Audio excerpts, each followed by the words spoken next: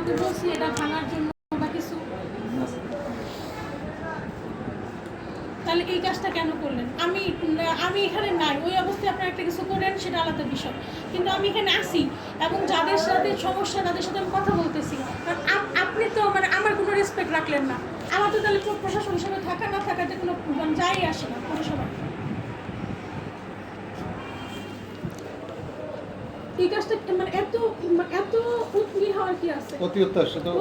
আপনি যদি আজকে বাজার না থাকে, আপনি সরকারি চাকরি যেটা পাইছেন আপনার চাকরি চলে যাবে।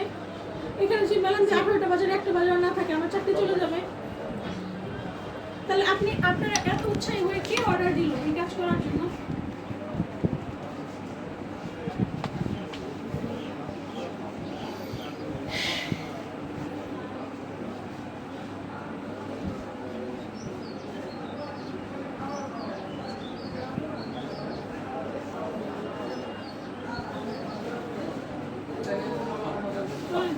ঠিক আছে, চলো চলো এই জায়গায় না তো।